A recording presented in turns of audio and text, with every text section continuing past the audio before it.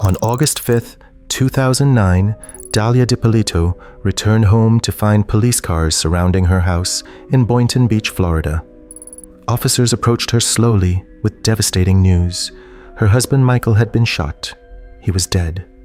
Found murdered inside their home while she was out running what she claimed were routine morning errands. Dalia collapsed. She wailed. She screamed, "No!" over and over. She put her hands over her face and sobbed. It was an incredible performance. The only problem? Her husband wasn't dead. The police had staged the whole thing, and every second of Dalia's fake grief was caught on camera. The sting operation had been weeks in the making. Dalia Dippolito had approached what she thought was a hitman and offered him money to kill her husband Michael. She wanted him dead, shot in the head while he slept, no witnesses, and make it look like a home invasion. What she didn't know was that the hitman was actually an undercover police officer. Every conversation had been recorded. Every detail of her murder-for-hire plot was documented. Instead of killing Michael, police decided to stage his death and capture Dalia's reaction. They wanted to see how she'd perform when she thought the job was done. The video of Dalia's grief became one of the most infamous clips in true crime history. She stands in her driveway, surrounded by officers. They tell her Michael is dead. She bends over, wailing, covering her face. "No! No!" She seems to have trouble standing. Her voice cracks with what sounds like devastation. It's the performance of a grieving widow, except it's so over the top, so theatrical, that even without knowing the context, something feels wrong. The crying sounds forced. The movements seem choreographed. She's hitting all the marks of grief without actually feeling any of it. Millions of people have watched that video. Almost everyone agrees. Dalia Dippolito is a terrible actress. Then came the confrontation. After letting Dalia perform for several minutes, officers brought her inside and sat her down. That's when they dropped the bomb. Michael was alive. He was in the next room. The whole thing had been an elaborate police setup. The transformation on Dalia's face is remarkable. The grief disappears instantly. She goes pale. Her eyes widen. For a moment, she's completely silent, processing the fact that her entire plan has collapsed. Then she tries to explain it away. Dalia's explanations made no sense. And she claimed the whole thing was a hoax, that she and Michael were making a reality TV show, that the murder for hire was just acting, that none of it was real. It was a joke, she told investigators. We were doing this for a show. But Michael Dippolito was in the next room, and he definitely wasn't in on any joke. He was as shocked as anyone to learn his wife had tried to have him killed. The recorded conversations with the undercover officer were explicit. Dalia had negotiated price. She'd discussed method. She'd made a down payment. This wasn't a prank or a TV pilot. This was attempted murder. How did Dalia Dippolito end up trying to kill her husband of 6 months? The answer, as usual, was money. Michael Dippolito had money. Real estate investments, rental property, a comfortable lifestyle. Dalia had married him quickly, after a whirlwind romance. Almost immediately after the wedding, she began looking for ways to get his assets without him attached. She'd already tried other methods first. She'd secretly and deliberately contacted Michael's probation officer. He had a prior conviction, and attempted to get him sent back to prison by making false claims. When that didn't work, she escalated to murder. The whole marriage had been a setup from the beginning. The case went to trial in 2011. Prosecutors presented the recorded conversations between Dalia and the undercover officer. They showed the video of her fake grief. They demonstrated that she'd taken concrete steps toward having her husband murdered. The defense argued entrapment, that overzealous police officers had manipulated and pushed Dalia into committing a crime she never would have committed otherwise. They tried to paint her as a confused woman who'd been manipulated. The jury didn't buy it. Dalia Dippolito was convicted of solicitation to commit first-degree murder. But the case wasn't over. Due to a procedural error, an issue with jury selection. Dalia's conviction was overturned on appeal. A second trial in 2016 ended in a hung jury. It took a third trial in 2017 to finally secure a lasting conviction. 3 trials, 8 years of legal proceedings, and the same result: guilty. Dalia Dippolito was sentenced to 16 years in prison. The viral video made Dalia Dippolito famous for all the wrong reasons. Her fake crying has been analyzed by body language experts. He mocked on comedy shows, shared millions of times on social media. She became the face of bad acting, proof that some criminals can't even pretend to be human. The wailing, the no, no, no. The theatrical collapse, all of it exposed what kind of person she was. Someone capable of ordering her husband's execution, then performing devastation when she thought it had succeeded. Michael Dippolito survived because police intervened. If the undercover officer had been a real hitman, Michael would be dead. Dalia would have collected his assets. She might have moved on to another target. Instead, Michael woke up that ordinary morning, thinking his wife truly loved him, and went to sleep knowing she tried to have him killed. That's a kind of trauma that doesn't heal easily. He filed for divorce from Dalia immediately. Yes, he's spoken publicly about the experience, about the betrayal, about the surreal moment when police told him his wife was a murderer. The reality TV defense was absurd. Dalia claimed she and Michael were filming a prank show, that the whole murder for hire was staged content. She maintained this story even as evidence piled up showing Michael had no knowledge of any such project. Why would anyone fake their spouse's murder for television? Why would they involve real police officers in the prank? Why would they hire an undercover cop thinking he was a hitman? The excuse made no sense. It was a desperate lie from a woman who'd run out of options. Dalia Dippolito is in prison until at least 2025. She's appealed multiple times. She's maintained innocence. She's argued that police entrapped her, that the media coverage prejudiced her trials, that she never really intended for Michael to die. None of it has worked. The video evidence is too clear. The recorded conversations are too explicit. She tried to hire a hitman to murder her husband, and she got caught.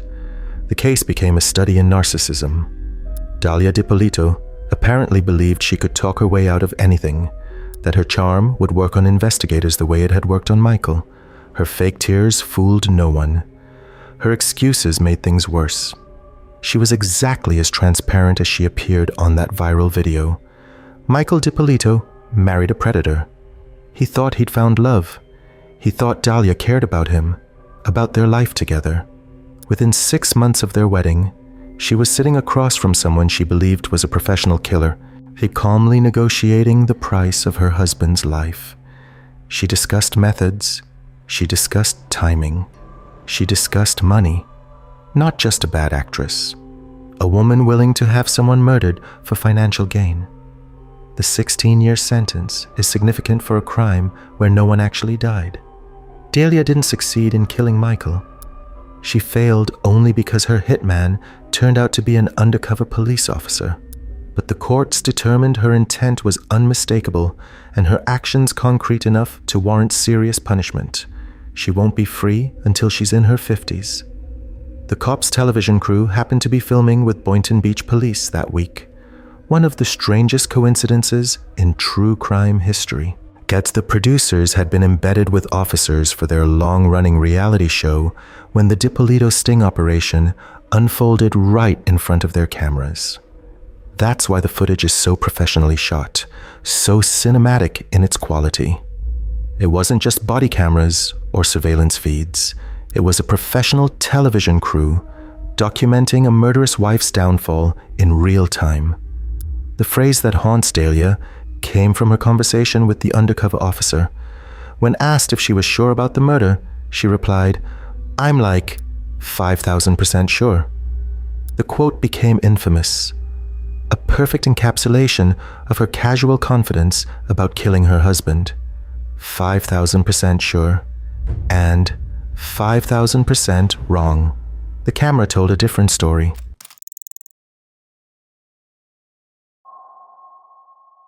On July 24, 2002, a private investigator in Houston, Texas, captured something he never expected on video.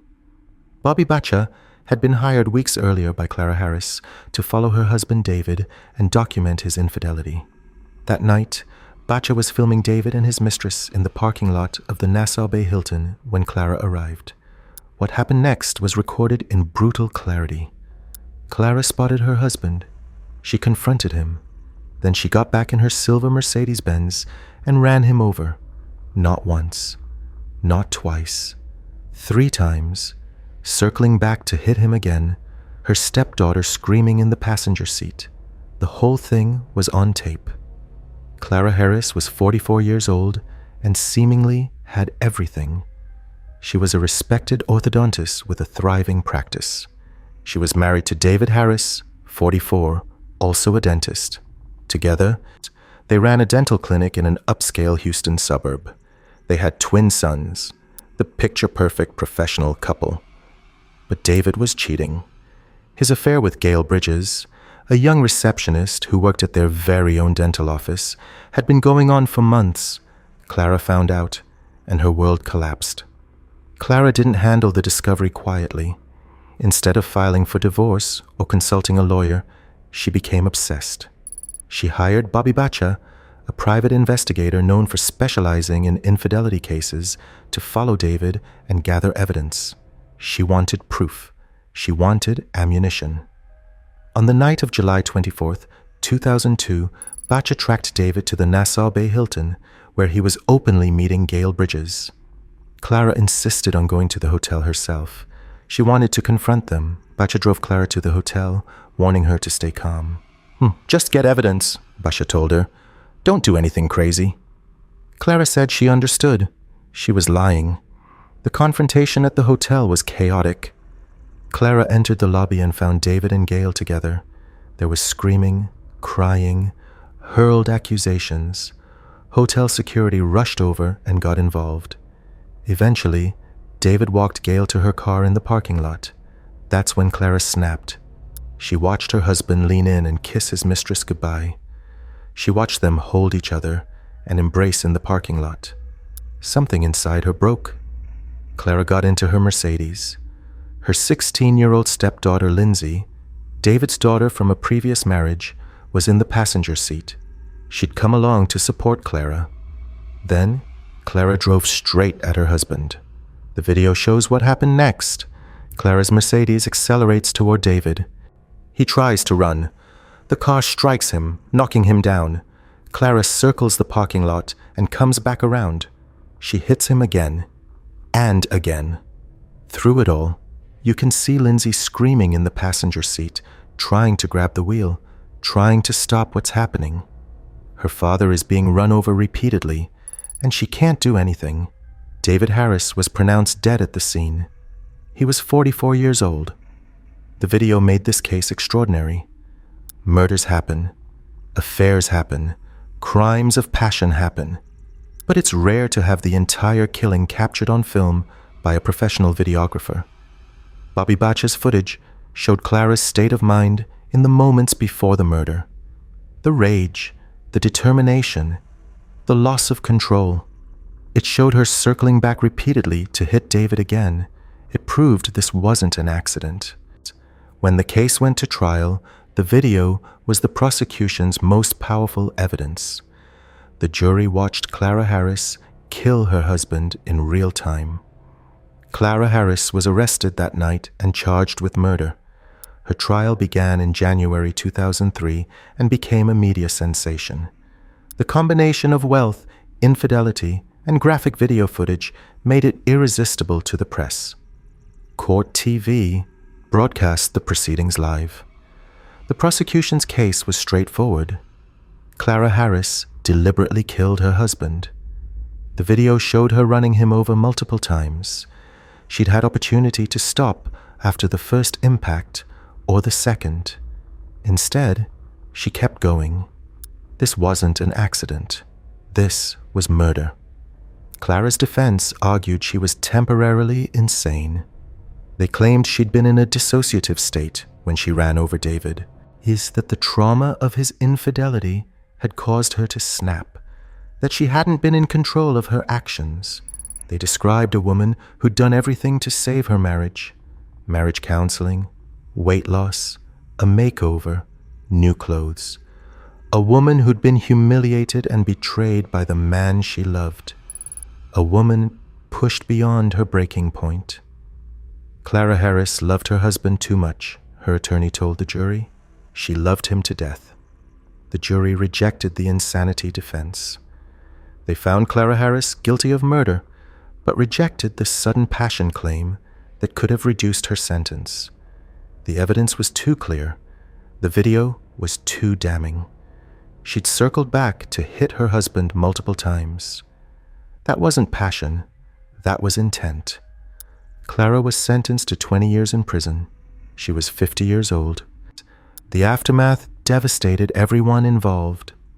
Lindsay Harris, 16 years old, had watched her father die from the passenger seat of the car that killed him. Her stepmother, the woman she'd come to support that night, had murdered her father right in front of her. Clara's twin sons lost both parents in a single night, their father to murder, their mother to prison. Gail Bridges, the mistress, had to live with the knowledge that her affair had triggered a killing. David Harris was dead, killed by the woman who'd vowed to love him. Clara Harris served 15 years before being paroled in 2018.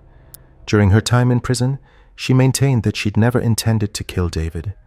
She acknowledged that she'd hit him with her car, but claimed she'd been in a state of temporary insanity, that she didn't remember circling back, that it was all a blur. The video shows something different. Upon release, Clara returned to Texas. She was 61 years old, her dental license revoked, her reputation destroyed. Whatever life she builds now, she builds in the shadow of what she did. The case raised uncomfortable questions about passion and culpability. Clara Harris had been wronged. Her husband was cheating on her openly, humiliatingly. He'd brought his mistress to their dental practice, flaunted the affair, destroyed their marriage.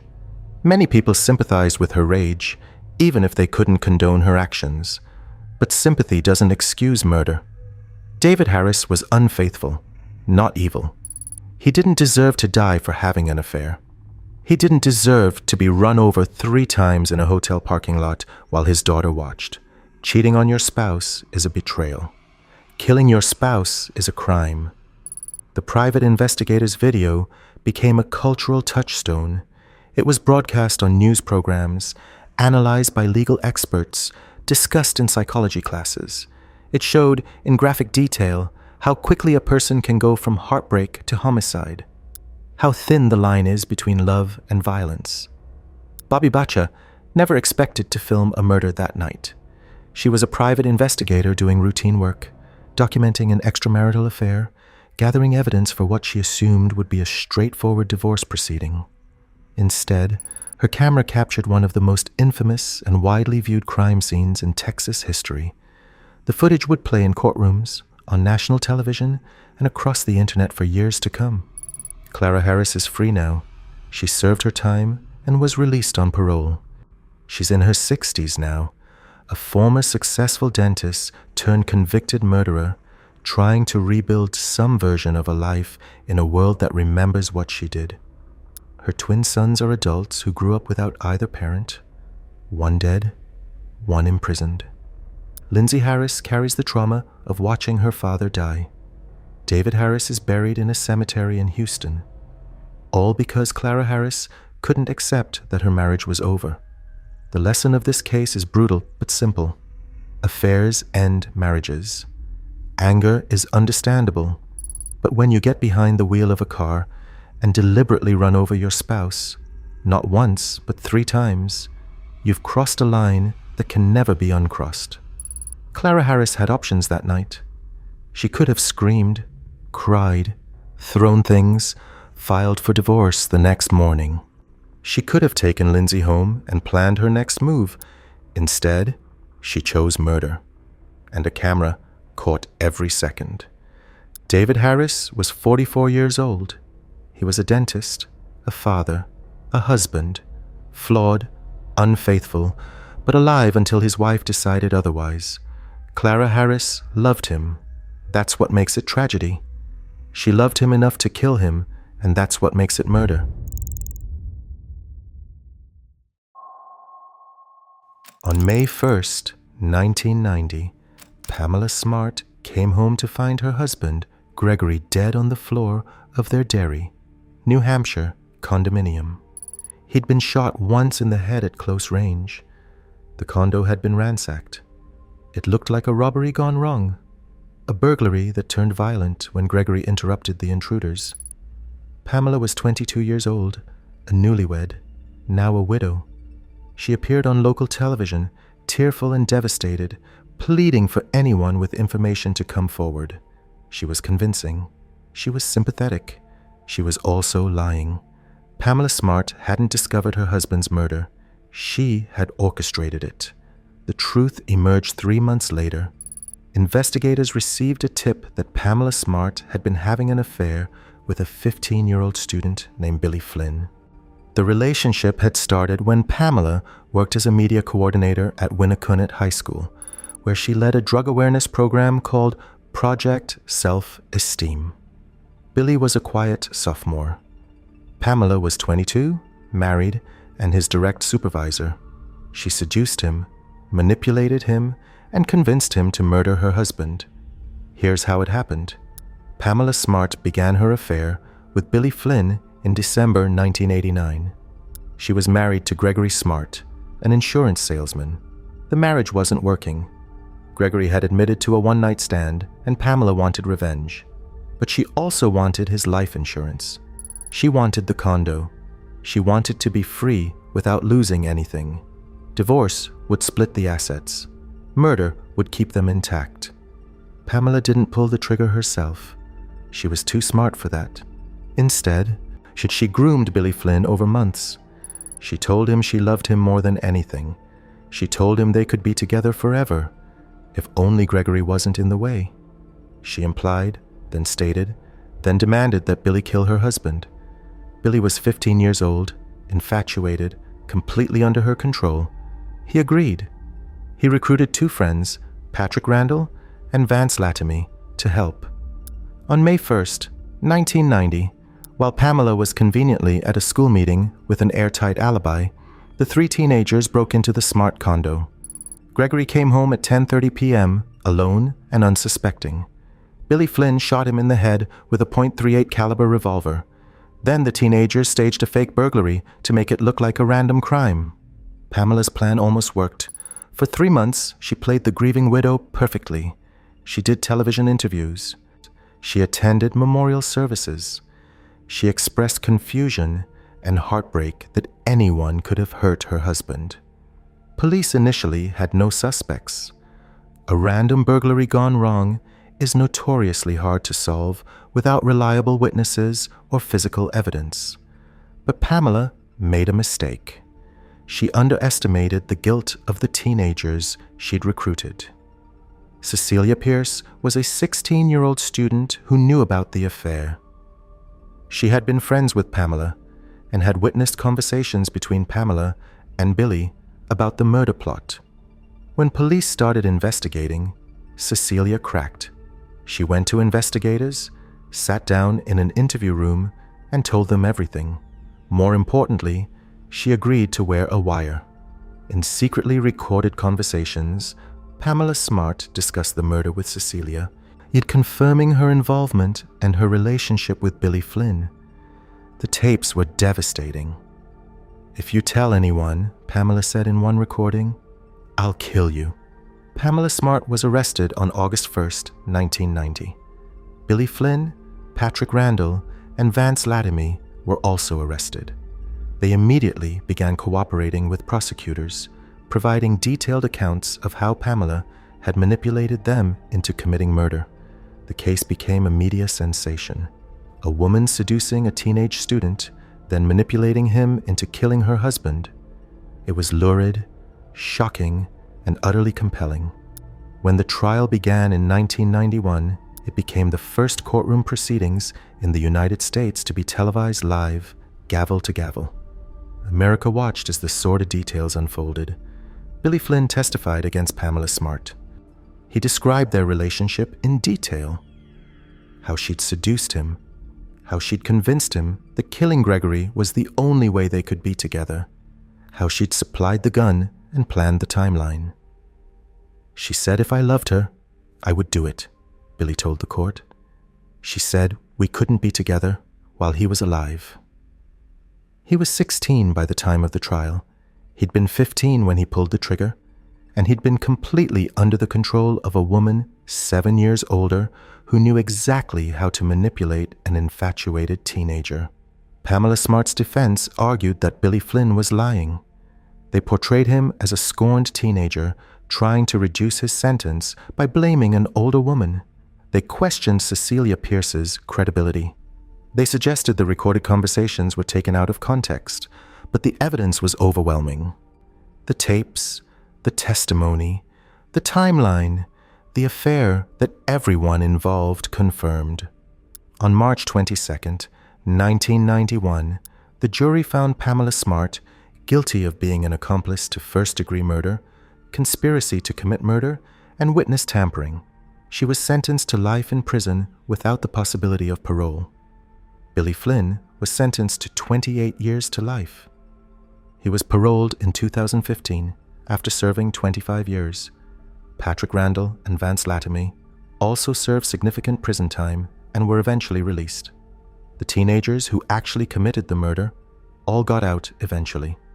Pamela Smart, who planned the murder, manipulated the killer, and never pulled a trigger, will die in prison. The disparity in sentencing has fueled debate for decades. Pamela Smart maintains her innocence. She admits to the affair, but denies involvement in the murder. She's argued that the teenagers planned and executed the killing on their own, that she's being punished for adultery, not for murder. Her supporters have petitioned for her release or at least the possibility of parole. New Hampshire's governor has repeatedly denied these requests. The state's position is clear. Pamela Smart was the mastermind.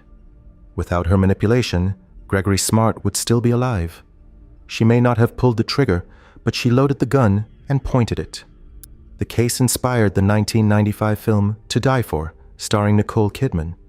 Kidman's character, Suzanne Stone, was a thinly veiled version of Pamela Smart, a media-obsessed woman who seduces a teenage boy and convinces him to murder her husband. The film won critical acclaim and earned Kidman a Golden Globe. Pamela Smart has objected to how she's been portrayed in popular culture. From prison, she's argued that the media coverage ruined any chance she had of a fair trial, that the sensationalism made conviction inevitable. Gregory Smart was 24 years old when he was murdered in the home he shared with his wife. He'd been married for less than a year. He was a salesman for a local insurance company, an ordinary guy with an ordinary job, and what he thought was an ordinary marriage. He had his whole life ahead of him, a career, children, decades of experiences he would never have. His wife had him killed because she wanted his $140,000 life insurance policy, didn't want to lose the condo in a divorce, and had already found his replacement in a 15-year-old student. That's the reality underneath all the sensationalism. A young man trusted his wife, and she had him murdered by a 15-year-old boy she'd seduced. Pamela Smart is 60 years old now. She's been in prison for more than 3 decades. She's applied for parole multiple times, been denied every time. New Hampshire doesn't offer parole for first-degree murder convictions, but Smart has petitioned for sentence commutation, arguing that her punishment is disproportionate. Every governor has declined. Gregory Smart's family has opposed any reduction at every hearing. The state of New Hampshire believes she belongs exactly where she is, and they intend to keep her there. The Pamela Smart case changed how America thought about female predators. Before this case, the idea of a woman sexually grooming a teenage boy and manipulating him into murder seemed far-fetched. Smart proved it was possible, that manipulation and exploitation aren't limited by gender. Billy Flynn was simultaneously a victim and a perpetrator. He killed a man in cold blood, and he was also a child who was sexually preyed upon and psychologically manipulated by an adult authority figure. The case forced deeply uncomfortable but necessary conversations about power, consent, grooming, and where criminal responsibility truly lies. Pamela Smart wanted it all: the insurance money, the condo, the new boyfriend, the freedom. She thought she'd found a way to have everything without consequences. Instead, she got life without parole. Gregory Smart died for nothing.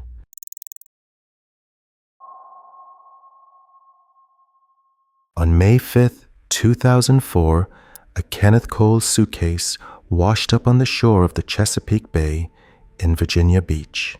Inside, wrapped in garbage bags, was a human leg. 2 days later, another suitcase appeared. Then a third. Each one contained body parts: a torso, another leg, a pelvis. Someone had murdered a man, cut him into pieces, and packed the remains into matching luggage before dumping them in the bay. The suitcases were distinctive: black, Kenneth Cole brand, matching set. Investigators traced the purchase to a Bed Bath & Beyond store in New Jersey. The buyer had used a store loyalty card. Her name was Melanie McGuire.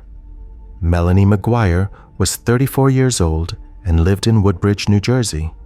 She was a fertility nurse at a reproductive medicine clinic. She had 2 young sons and was married to Bill McGuire, a computer systems analyst.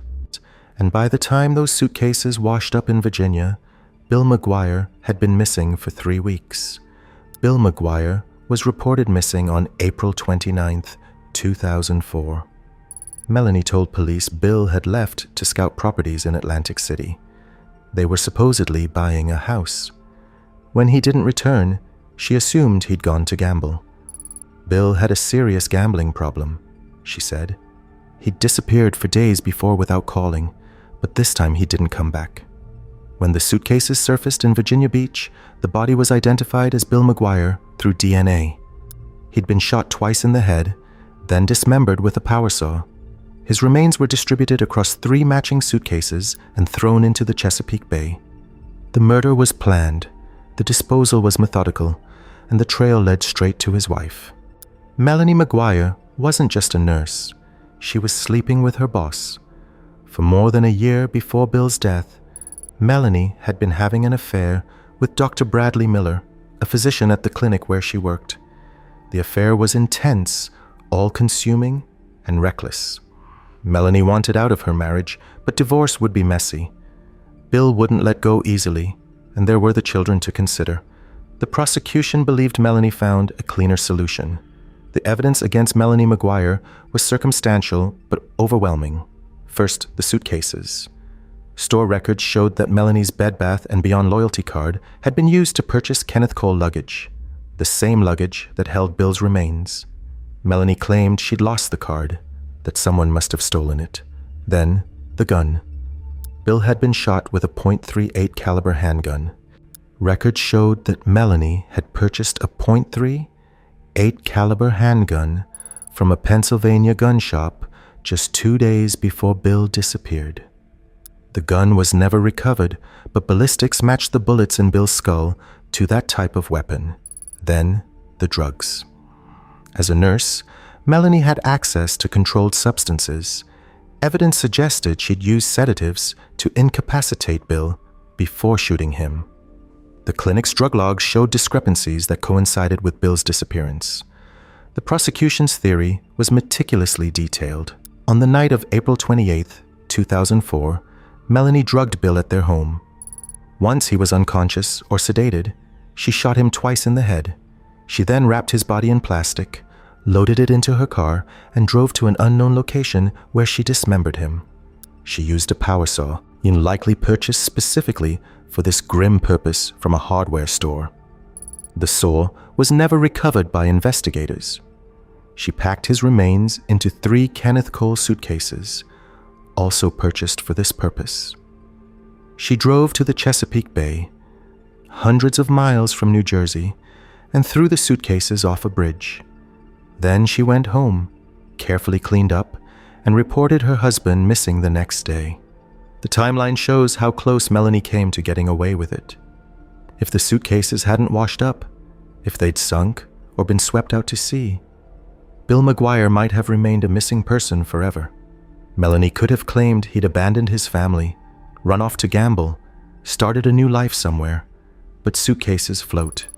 The remains surfaced, and once investigators started pulling the threads, the whole plan unraveled. Melanie McGuire maintained her innocence from the beginning. She had explanations for everything. The suitcases, someone stole her loyalty card. The gun, she bought it for protection because Bill was abusive. The affair, irrelevant to the murder. Plenty of people have affairs without killing their spouses. She suggested Bill had been killed by someone he owed gambling debts to, that his death was related to his work, that anyone could have framed her by using her store card, but the evidence kept piling up. The trial began in March 2007 and lasted 2 months. The prosecution presented a devastating narrative. A woman trapped in an unhappy marriage, in love with another man who carefully planned and executed her husband's murder rather than simply getting a divorce. They showed the jury the suitcase receipts, the gun purchase records, the drug discrepancies, the timeline. They demonstrated how Melanie had the means, motive, and opportunity to commit the crime. The defense argued reasonable doubt. There was no eyewitness, no confession, no direct evidence placing Melanie at the scene of the killing or dismemberment. Everything was circumstantial, but sometimes circumstantial evidence is enough. On April 23, 2007, the jury found Melanie McGuire guilty. She was convicted of first-degree murder, desecration of human remains, perjury, and possession of a weapon for an unlawful purpose. The judge sentenced her to life in prison without the possibility of parole. She was 34 years old. Her 2 sons, just 2 and 4 years old at the time, would grow up without either parent.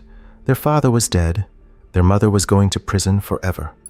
Melanie McGuire has never stopped proclaiming her innocence. From prison, she's given interviews, filed appeals, maintained that she's the victim of a wrongful conviction. She's argued that the real killer is still out there, that the evidence against her was misinterpreted, that she loved Bill and never would have hurt him. Her case has attracted attention from wrongful conviction advocates. Some believe her, most don't. What strikes investigators about this case is the level of planning involved. Melanie didn't kill Bill in a moment of passion. She didn't snap during an argument. She acquired the gun. She researched disposal methods. She purchased the suitcases. She selected a dumping location hundreds of miles away. Every step was calculated. Every detail was considered. The only thing she didn't anticipate was that luggage floats. Yet the Kenneth Cole suitcases became the symbol of this case, matching designer luggage used to dispose of human remains. It's an absurd detail that prosecutors hammered home, as if appearance mattered even in murder. The store loyalty card was the most damning piece of evidence. Who uses a rewards card when purchasing luggage for body disposal? Either Melanie was so confident she'd never be caught, or she made a catastrophic mistake.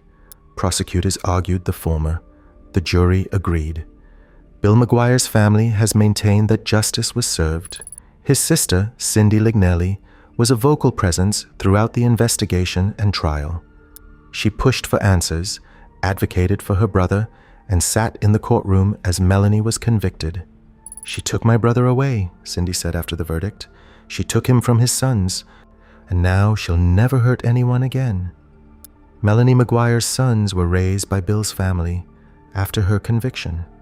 They grew up knowing their mother killed their father, cut his body into pieces, and stuffed him into suitcases. That's the truth they live with. That's what Melanie left them when she decided that murder was easier than divorce. The suitcase killer remains one of the most infamous murder cases in New Jersey history. It had everything: a forbidden affair, a methodical killing, a gruesome disposal, and physical evidence that seemed impossible to explain away. It showed how far someone will go when they want out of a marriage, but aren't willing to let go of the money, the lifestyle, the appearance of normalcy. Melanie Maguire sits in prison today, still claiming innocence. The suitcases told a different story.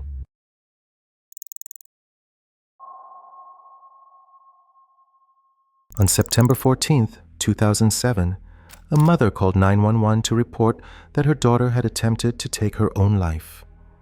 Ashley Wallace was 20 years old. When paramedics arrived, they found her unconscious, surrounded by pills and vodka. A typed suicide note sat nearby, a confession to murdering her stepfather 2 years earlier. The note explained everything. Ashley had poisoned David Castor with antifreeze. She was consumed by guilt. She couldn't live with what she'd done. There was just one problem. Ashley didn't write that note. She didn't kill anyone. And the woman who called 911, her own mother, had just tried to murder her. Stacy Castor seemed like a devoted wife and mother. She lived in Clay, New York, a quiet and unremarkable suburb just outside Syracuse. She worked as an office manager at a local business. She raised 2 daughters, Ashley and Bree. To neighbors and co-workers, she was pleasant, hardworking, unremarkable. But Stacy had a secret. By 2007, she'd already buried 2 husbands, and both of them had died the same way.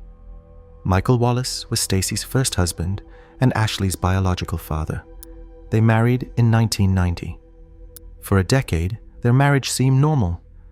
The usual ups and downs. Michael worked as a mechanic. Stacy handled the finances. Nothing about their life raised any red flags. Then, without warning, in January 2000, Michael suddenly fell ill. He experienced severe nausea, vomiting, disorientation, and confusion, symptoms that got progressively worse over several days. Within a week, he was dead. He was 38 years old. Doctors attributed his death to a heart attack. No autopsy was performed. Michael Wallace was buried, and Stacy collected his life insurance policy, a payout that gave her financial breathing room as a newly single mother of 2. Nobody suspected anything. Young men have heart attacks sometimes. Tragic, but not suspicious. 5 years later, Stacy remarried. David Castor was a successful businessman who owned an air conditioning company. He and Stacy seemed happy together. He got along well with her daughters. They built a life. Then, in August 2005, David got sick. The symptoms were eerily similar to Michael's: nausea, vomiting, disorientation. Stacy told everyone he was drinking heavily, that he was depressed. When neighbors asked about him, she said he was fine, just under the weather.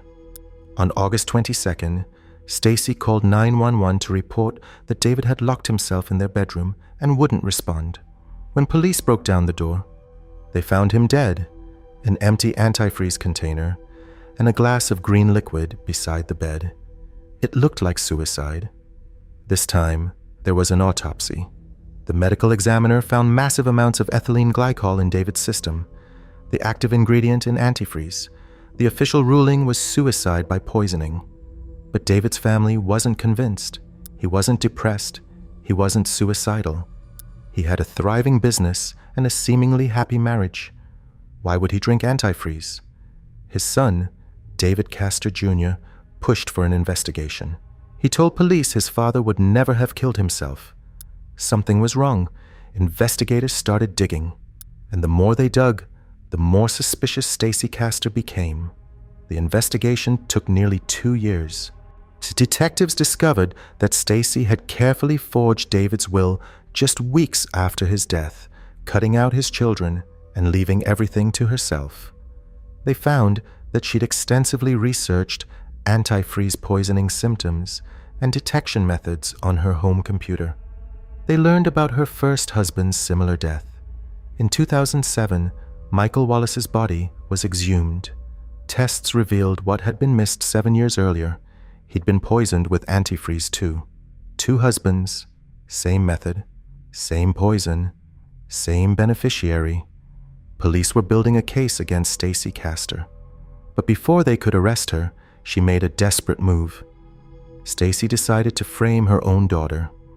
In September 2007, she fed Ashley a lethal cocktail of vodka, crushed prescription pills dissolved in the liquid, and even more alcohol. She typed a detailed suicide note on Ashley's computer, a full confession to David's murder, complete with details only the killer would know. Then, she waited for Ashley to die, but Ashley's body was stronger than Stacy expected. When Stacy realized her daughter was still breathing after hours, she called 911 and played the part of the panicked mother. Paramedics saved Ashley's life. It took her nearly a week to regain consciousness. When she did, she had no memory of writing any note. Because she hadn't written it, the suicide note was Stacy's fatal mistake. It contained details about David's death that had never been made public. It described the antifreeze, the glass, the method, information only the killer would have.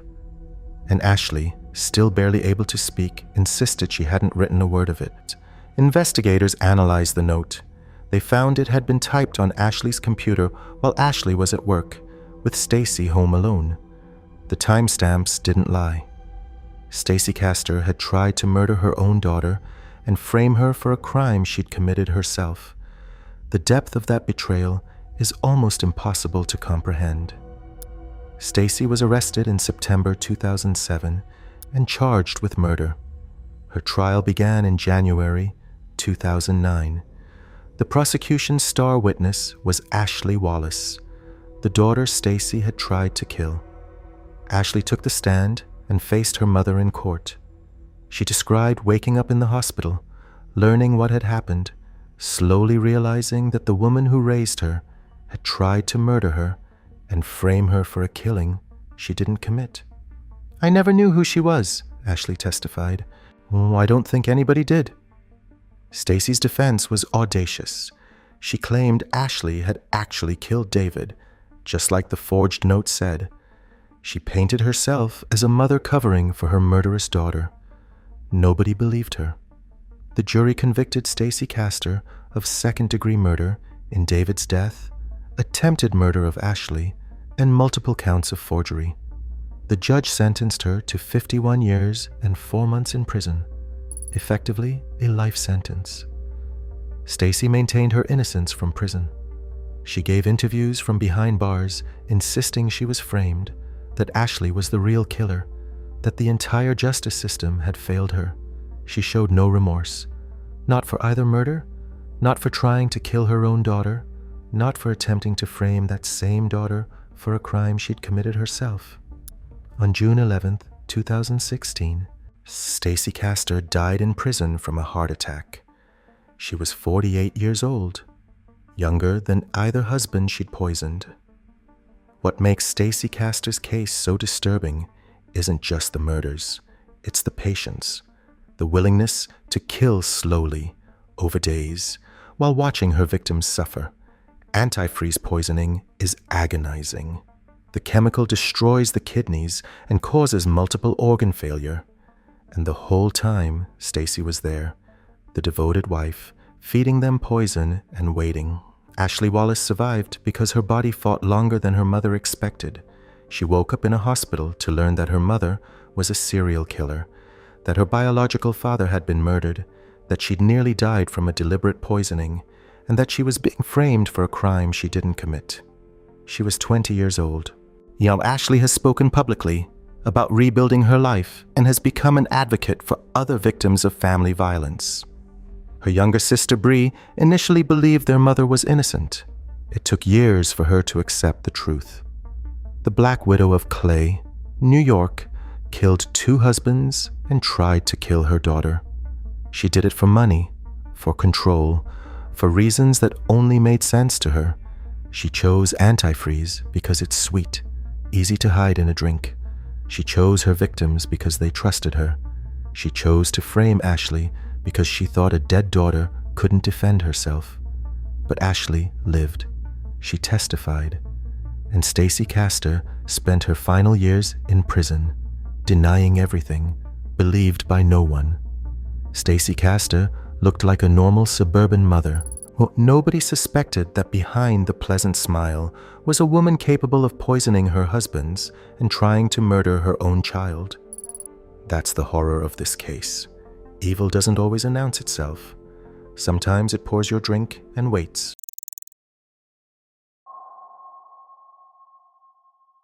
On January 23, 2017, one of Hollywood's most famous hairstylists was found dead in his own backyard.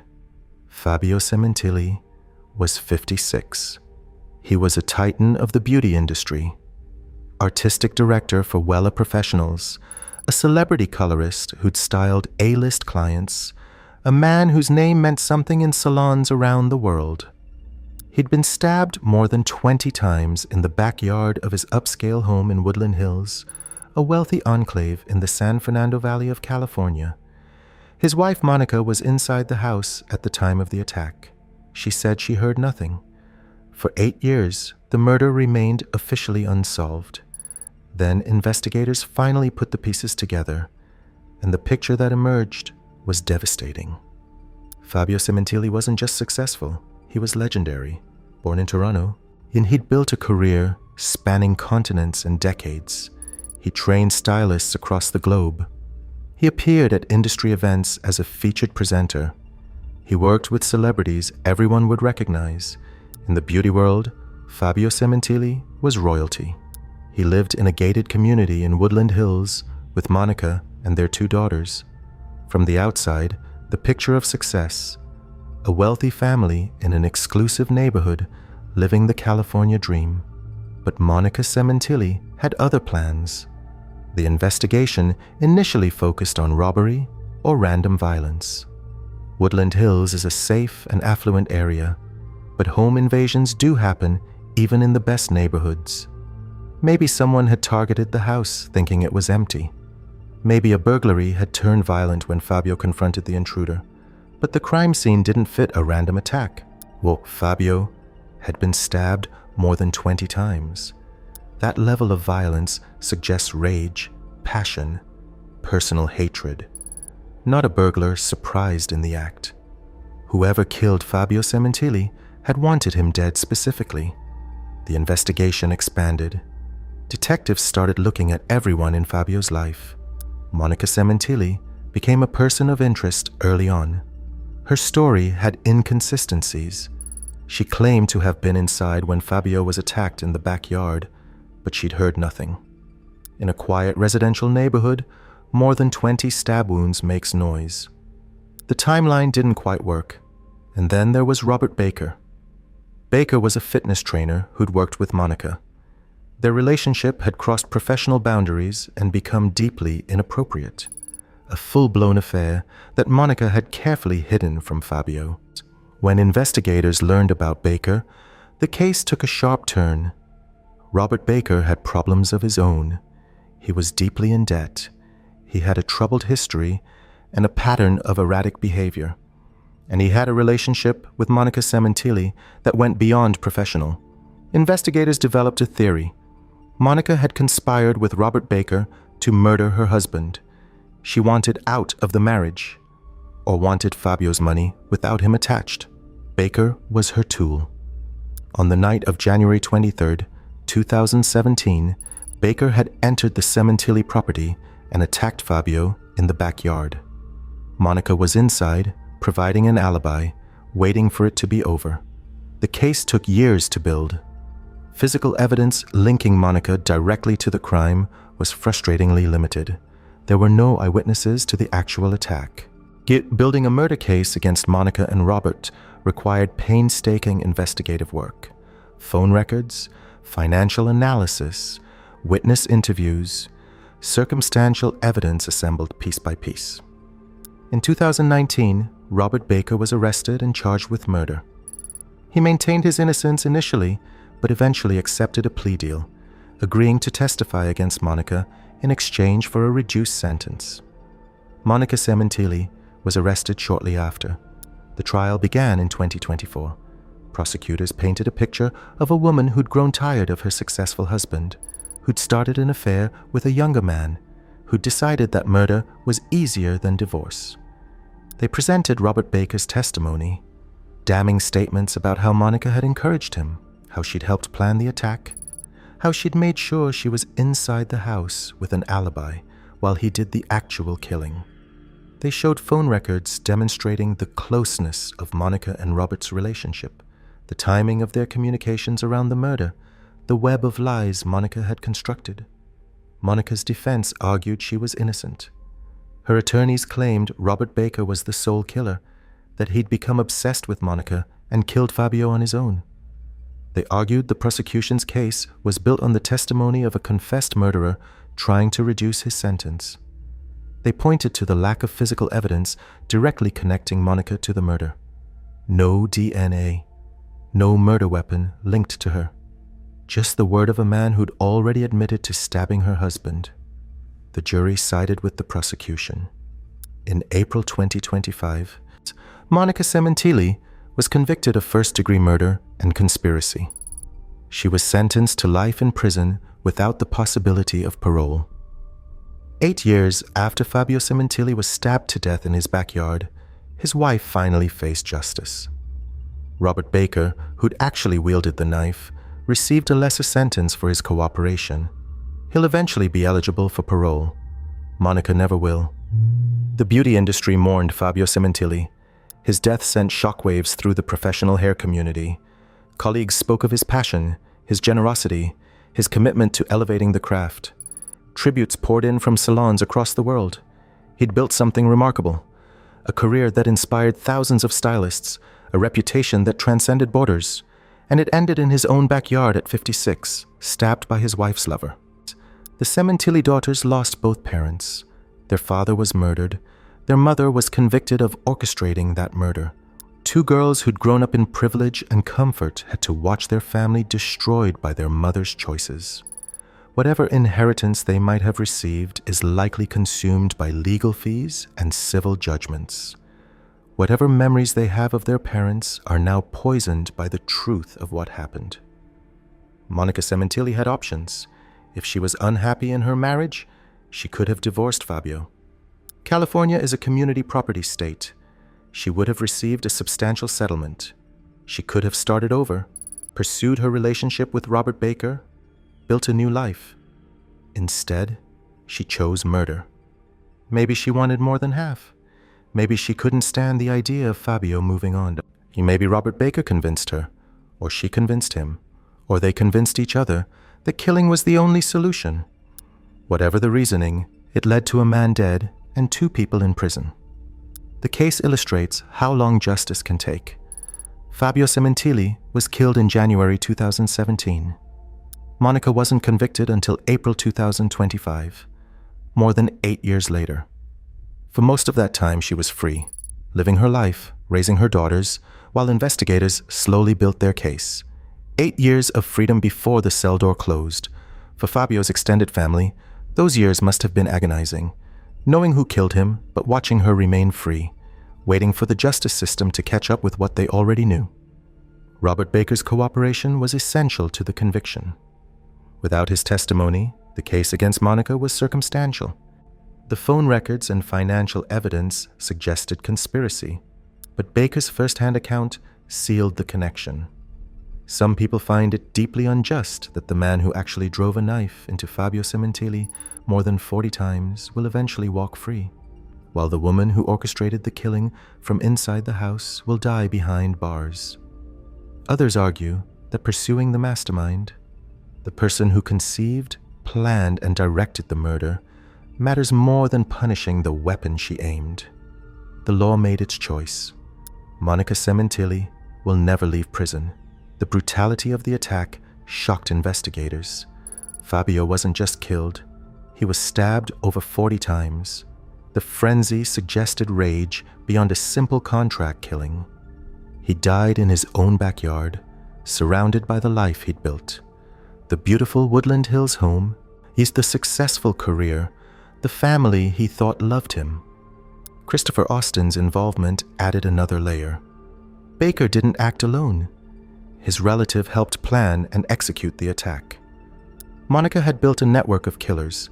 She'd convinced not just her lover, but his family to participate in murder.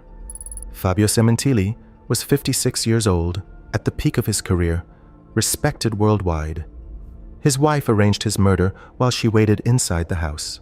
She let him be stabbed more than 40 times while she maintained her alibi. She tried to profit from his death and nearly got away with it. 8 years later, justice caught up. The celebrity stylist is buried. His wife is in prison. And the beauty industry remembers a man who deserved better than the ending he got.